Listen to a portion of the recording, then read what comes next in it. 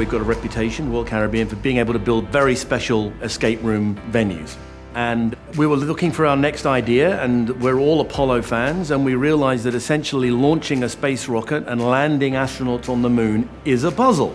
It's essentially what mission controllers did for a living. So we are in a faithful reproduction of mission control from the 60s and the 70s, which we've now installed on Oasis of the Seas.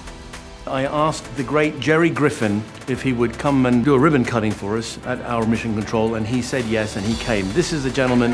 When I asked him which Apollo missions did he flight direct, the answer is I was a flight director for all of the Apollo manned missions. We were honored to have Gerry Griffin join us, and having him inside our room for Apollo18 mission control was just, it was really a pinch yourself moment. And then when he loved the room, we were just over the moon. Oh my.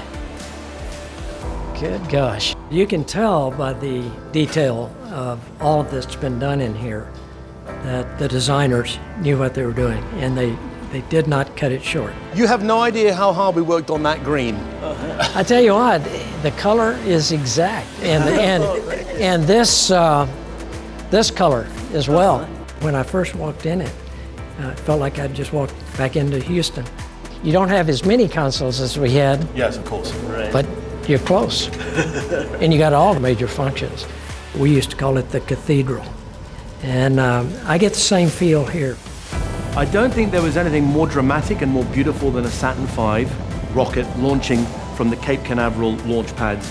So I thought, why don't we try to recreate that?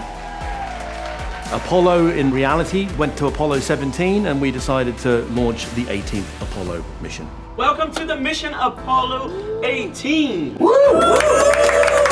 way you play Apollo 18 mission control is 12 of your friends come together and you are given your mission, which is to launch a Saturn V rocket. You guys were missing one. It's up to the group to find clues, I don't need this one. to solve puzzles, to turn on the consoles,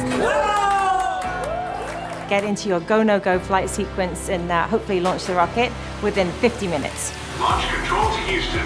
Systems are go. Got it. It's come out so beautifully. We've got to remember that Apollo is perhaps humankind's greatest achievement. Genuinely, if you look into the history and you look into the technology and you think about the fact that this was 50 years ago, what those people did that were involved in this program, it almost defies description. Now that I've seen it, I think there are going to be a generation of kids that get as much out of this as their parents, or maybe more, and they'll be good at it. Speaking to Gerry, I mean, he's the guy, he's the man. I mean, this is one of the original Apollo flight directors. So to have him in this room is kind of a dream come true. And he kindly offered to sign this poster logo I created. He made a point, after my question of which mission had you worked on, which was all of them, he put every mission, Apollo 7, 8, 9, 10, 11, 12, 13, 14, 15, 16, 17, and today he added 18.